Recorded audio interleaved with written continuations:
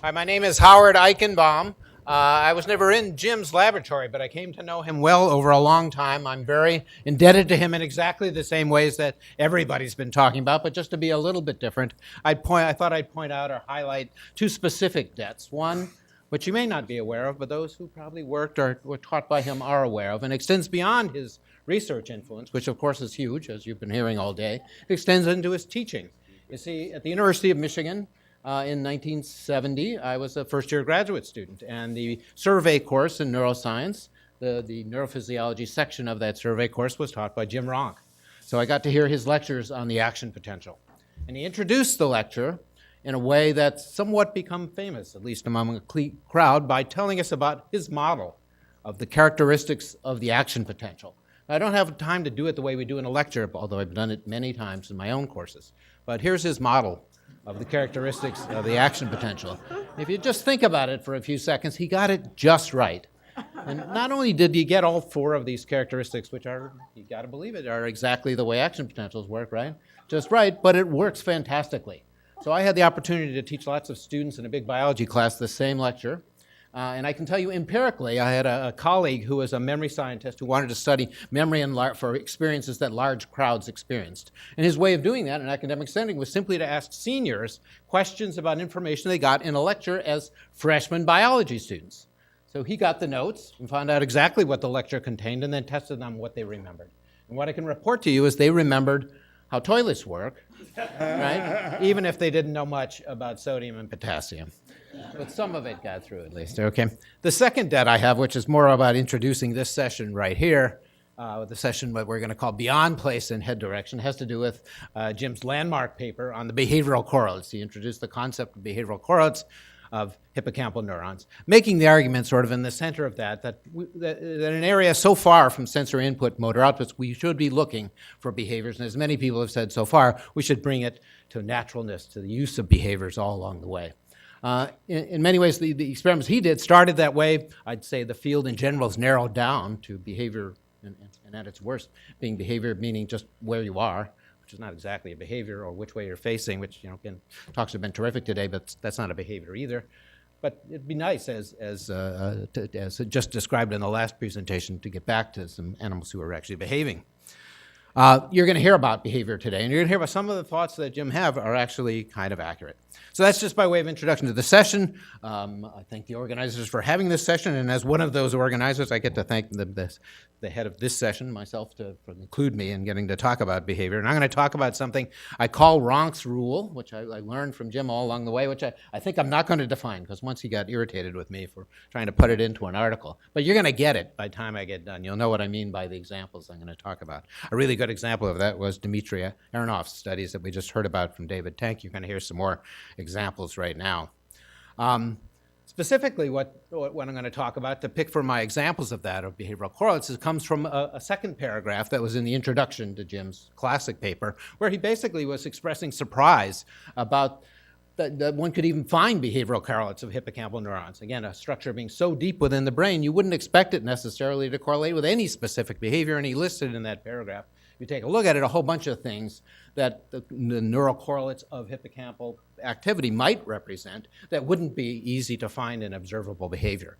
And I'm highlighting here, just right in the middle of that, one particular sentence that says, one of the things you might find is that the firing of a neuron might reflect some internal timing mechanism or a mechanism for memory retrieval.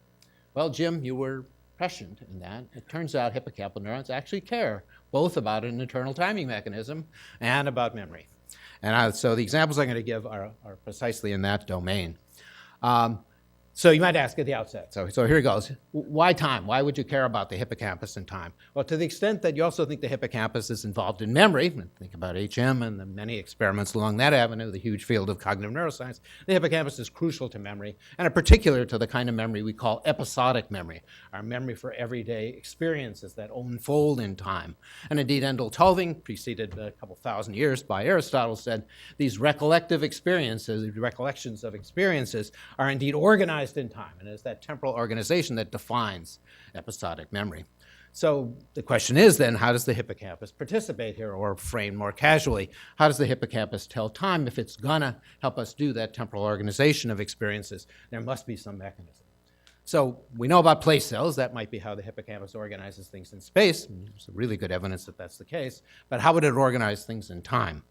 We asked that question in a number of experiments recently. You may have seen some of them. I'm going to talk about just a couple of examples today and tell you about some of our newer data on this question. One of the ways in which we investigated that was simply to put animals in a very simple spatial task. This is a spatial alternation task where the animal essentially alternates between what you can see as the red path and the blue path there. Well, let's just focus in on the middle arm of the maze there, in which if you recorded from a pyramidal cell in the hippocampus, you might expect to see the following, which is a series of place cells firing, so one after another, sequencing down the line. So these are place cells. They represent locations, yes, but they happen in sequence. So there seems to be a temporal part of that. Now, it sounds kind of silly. Of course, the temporal part is just an artifact of the fact that he's moving through places in a regularly ordered way, right? So time is really, just an epiphenomenon of the fact that this is happening. But on the other hand, we know when animals go to sleep or in other offline periods, these cells will fire in sequence again. So the temporal pattern is preserved even when the animal's got his eyes closed and he's not moving in space. But the question is, again, it could simply be a bunch of place cells firing one after another, and it's really the temporal part is really just an epiphenomenon. But is it? That's the question we asked. And in an effort to ask that question, what you have to do is the kind of thing Jim used to talk about a long time ago, and many of the experiments we had, you have to clamp the other parts of what things are happening. So we needed a spatial clamp. We needed to get the animal to be in one place, and while we're at it, the kind of thing Jim used to refer to as a behavioral clamp.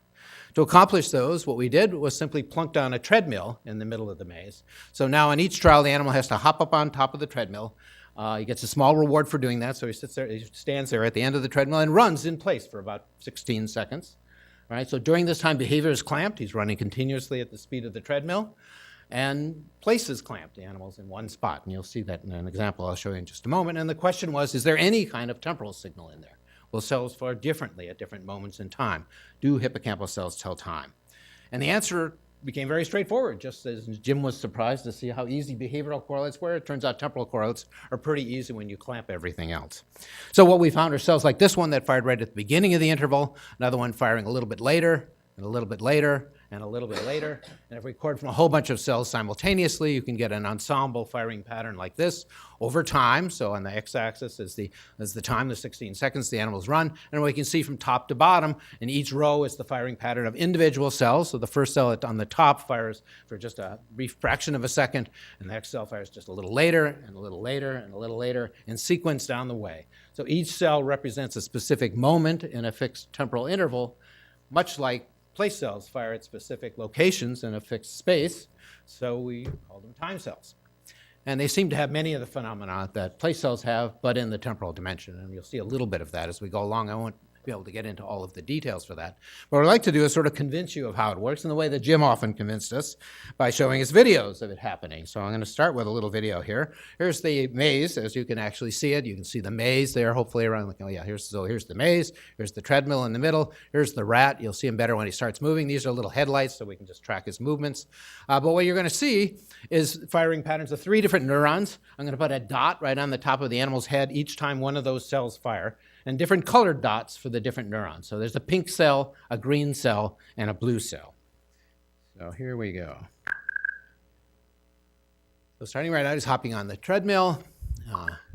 He starts to run. There goes the treadmill. Pink cell fires first, and the green cell is going to ensue. Here it comes. Now notice we let the dots persist, so you can see the cells firing right on top of one another in space. There's the blue cell at the end. So each cell fires in the same place, but all at different times in sequence. Now, time cells, as it turned out, are the same cells anatomically as place cells. In fact, many of them are place cells, no more than you'd expect by chance. But the pink one, for example, has a place field right there, and the blue cell is going to have a place field at the back of the maze.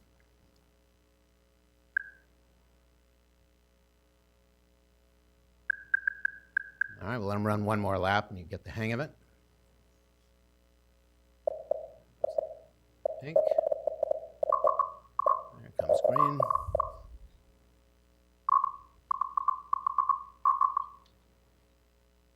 And finally the blue one picking up the rear end here. There we go. Okay, so hopefully you get the hang of it. These cells indeed do seem to fire in sequence at specific times as the animal's running on the maze. Now, there's some issues here. So these cells don't seem to be very good place cells. They only fire in the place part of the time. Each cell fires at a different moment in time, but there is another spatial correlate that's somewhat potentially confounded with time.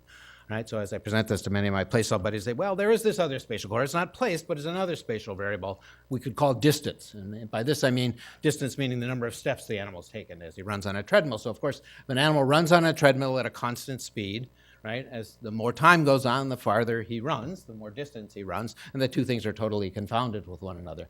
So how can we disengage distance run from time elapsed? And we took advantage of the nice thing we get to do as experimenters, and that is we can vary the speed of the treadmill. So we can make it the case that over a fixed period of time, if the treadmill is moving fast, he'll go a long distance. But if the treadmill is moving slowly, he'll go a short distance. And then we can try to backsort the cells to find out whether the cells are better tracking time or better tracking distance. And here's the result of this analysis on one of those cells. So what you see, if we just look at the left part of this here, the animal ran a fixed 16 seconds on every trial. He's moving from the lowest speeds, in the top to the highest speeds in the bottom. I'm chunking them into 3 chunks of slow, medium, and fast here, so I can plot these histograms for those groups. And you can see the histograms totally overlap. So this cell fires around the same time, around 13 seconds, regardless of the speed of the treadmill. Doesn't seem to track distance, and we can confirm that by replotting exactly the same data set, but now by distance run, up to 800 centimeters or less if the treadmill was going slower, right? And what you can see is the cell doesn't track distance very well at all. It fires at different distances depending upon the speed of the treadmill. So I'd call this guy a time cell, not a distance cell. But before we get too excited about that, it turns out there are also distance cells. Hippocampus cares about lots of stuff, as it turns out. So here's a cell if the animal goes for a fixed, let me see if I can point this out to you.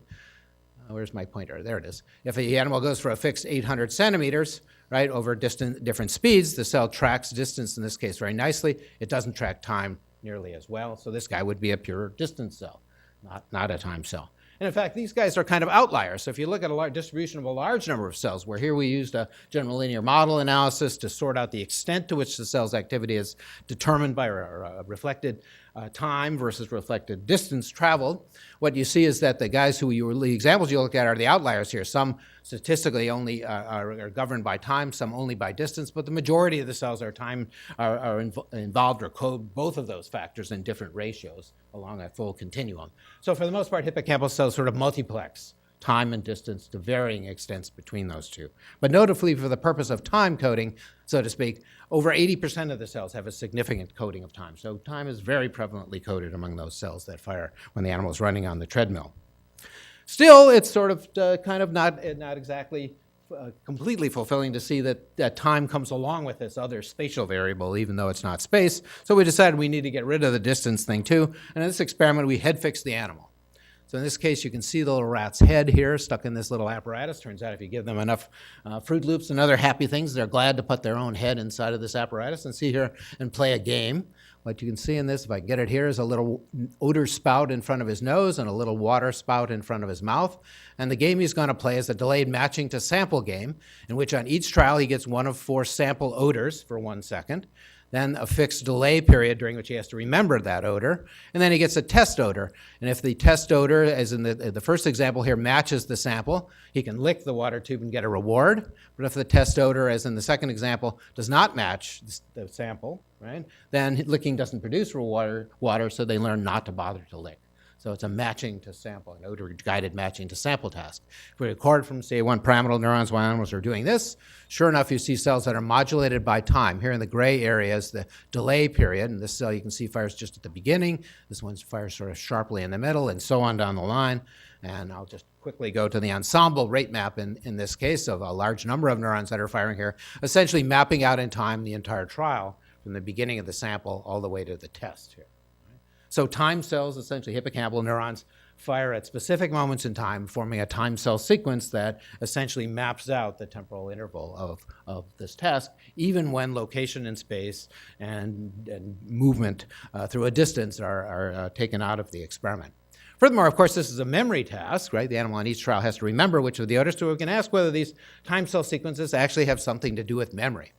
So the analysis we applied in this case, I don't have time to describe in detail, but basically what we do is take we look at the population firing pattern, the entire population firing pattern across time. So these are cross correlations between the pattern of firing of the neuron across time and across a large number of cells, across an ensemble of cells that were recorded simultaneously. And those cross correlations essentially tell us how similar patterns are on two different trials.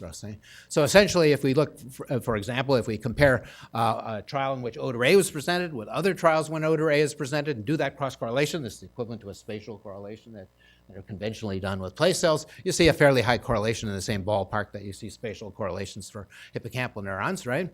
Much better than a randomization control test. But if you compare across different memories, that is, compare A trials to B trials or B trials to D trials and so on, you can see the correlation goes down. Let's see if I can get this back in. You see the correlation goes down. It's lower than the other one, but still much higher than chance.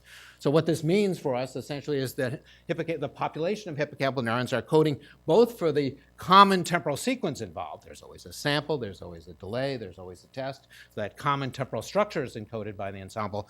And there's an extra boost for remembering which odor has to be remembered. So it remembers both what's happening on the specific trial and its relationship to all other trials in terms of having the common temporal sequence. And it's only these time cells that do that. The cells that aren't temporally modulated carry no information about which odor it was, right? Or what the odor sequence was. We can do one more thing, which is arguably more cool about this, and that is we can ask whether these time cell sequences actually predict the animal will be accurate in his final response in the test.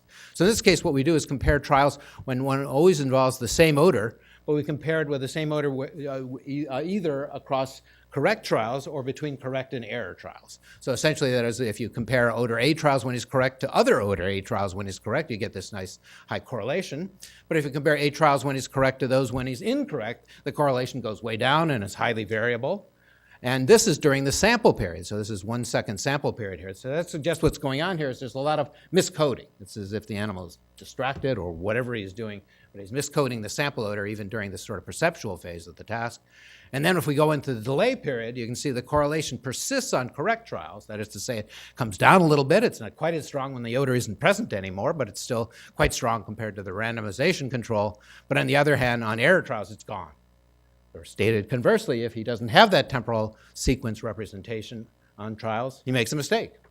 So this kind of prediction, what people in the functional imaging field would call a subsequent memory effect, is essentially a demonstration as close as you can get with a correlative study that says the correct temporal sequence is required, is predictive of whether he's going to be accurate or not. And that gets into sort of the idea that these cells are driven or at least essential, the ability to predict what's going on. So time cell sequences encode, we can sort of make some conclusions at this point. The interim conclusions, hippocampal cells fire sequentially to bridge between salient events, even when you exclude spatial factors, right? And these time cell sequences encode for specific memories, right? They're encoding for the particular memory involved, and they predict whether or not the animal's going to have a memory success afterwards. So these are kind of all the things that go together to encode some kind of timing mechanism, and to use that timing mechanism to encode the sequence of events that portray a memory and are crucial for that memory.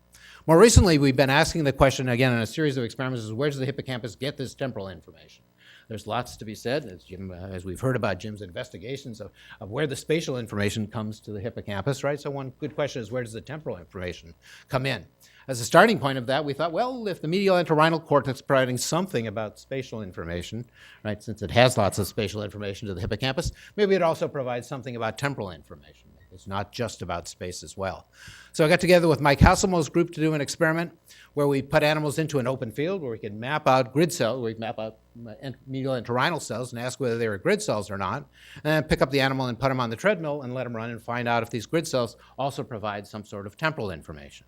So here, for example, is a typical grid cell. You can see the patchy firing pattern that here's the multi-peaked firing pattern, and here's the autocorrelation, which is the signature of a grid cell, right? Everybody would agree. And here's what happens when you put them on the maze. This guy becomes a time cell. So this one fires during the first couple of seconds. This one fires sort of in the middle of the interval, right? And if we record from a lot of these cells, what you find is that grid cells, these here, have a very nice temporal firing pattern. It's very good signal to noise. And interestingly, as a control, if we look at the cells that are recorded on the same electrodes, but don't make grid cell criteria, so they're not grid cells, of which there are many. If anybody who does this knows there are lots of non-grid cells in the grid cell area. These guys have a temporal pattern that statistically can be extracted, but you can see the signal to noise is really bad. So whatever it is grid cells are good about in space, they seem to also be good about in time. Probably as far as we can take it. One salient feature about these grid cells, though, is often you can see some other splotches out here that suggest these cells are firing more than once right? That's kind of in some time-locked way to each other. And sure enough, about a third of the cells actually fire more than once, which hippocampal cells hardly ever do in this task, right? So here's a cell that fires just at the beginning, and again, sort of in the middle, and another one kind of a little farther out and right out at the end. And we find quite a few of those cells. Only about a third of the time of the grid cell, temporal cells do this sort of thing. And again, I want to kind of convince you this is the case in the Ranckian sort of way of showing it to you. So in this case, just recording from one cell, so it's the pink cell. Now that burst was actually before the treadmill started. It was out here. So this burst is this one right here, a short burst. And then we wait, time is going on. And here's the other final burst. This is all just one cell. So I'll just show you one more trial of this sort. So we're just starting again. That little burst was here. It's the second burst right here. And somehow, somebody's clocking this all the way out. So these guys are doing the same kind of multi-peak pattern in time that they seem to do so nicely in space. It's just another trial. So one last experiment I want to tell you about in this domain. We tried to do the sort of converse experiment, the complementary experiment, where in this case, we're not going to record from the medial entorhinal grid cells. We're going to turn them off and see what role they play in controlling the CA1 time cells. So this is a rather heroic experiment that one of the students, Nick Robinson, in the lab did, where he's put electrodes, tetrodes, into the dorsal CA1 to look for time cells. And he's injected an inhibitory opsin, JAWS, into the medial entorhinal cortex. Here you can see its expression here, with a whole set of light fibers. You can see the little white dashes are the light fibers, so that one can attempt to turn off most or nearly all of the medial entorhinal cortex for short periods of time. And indeed, if one is recording in medial entorhinal cortex, when you turn it off, when you turn on the light, you can see you get very good silencing of those medial entorhinal cells. Okay? But the experiment I'm about to show you is one where we're recording from CA1 while inactivating medial entorhinal cortex. So here's the experimental setup. The behavioral paradigm is kind of a combination of the two tasks I've told you about already. That is to say, and each trial begins when the animal walks up to an object, and it's one of two objects, A or B. Whichever object he comes up to, he then walks into another area here, then where he runs on a treadmill for 8 seconds. And then subsequently, he has to do one of two behavioral responses, don't worry about the details, that indicate which object it was. So if object A does one response, if it's object B, he does a different response. Okay, so you can test memory across this delay when the time cells might be firing on the treadmill. And we inactivate it one of two times, either during the object period itself for a couple seconds, right, or in the midst of the treadmill run, all right? And so here's the behavioral effects here. So the animal's behavior is pretty good on this test. They get about 80% correct. If you inactivate during the object period, that is out here when he's sniffing at the objects, it has no effect at all. The animal still performs well. But if you inactivate during the delay period, when the animal's running on the treadmill, performance is impaired quite significantly. I mean, it's not completely impaired, but it's quite significantly impaired. All right? So that's what happens in terms of behavior. What about the cells? So this is a mapping of the cells' firing patterns during the object sampling period. So during this period, turns out there are a lot of cells that actually care about which object it is. So the ones in green here strongly prefer object A, and the ones down in red here strongly prefer object B, and the ones kind of in the middle don't have a preference. But there are lots of cells that have quite a significant preference for one object or the other. Inactivation between the little white lines here has no effect. Doesn't change object coding at all. That's perhaps not too surprising for those who know the anatomy of the system. Medial entorhinal cortex shouldn't have much to do with object coding. That might be lateral entorhinal cortex. We're looking at that now. But what about what's happening when he's running on the treadmill? Well, here's the time cell sequence one would ordinarily see. So again, these are CA1 cells firing during the period of the treadmill, a nice time cell sequence, just like the kind you're becoming expert at now. What happens when we turn on the laser beam and turn off medial entorhinal cortex? The sequence starts out normally, but the laser beam comes on between these two little red lines here, and you can see it rather disrupts the time cell sequence. And in fact, they lose their temporal specificity by quite a bit, and that even outlasts a bit. So once disrupted, they have a hard time coming back again, although there's some signs it recovers by the end of the interval. So medial entorhinal cortex, as it turns out, is necessary for a time cell sequence.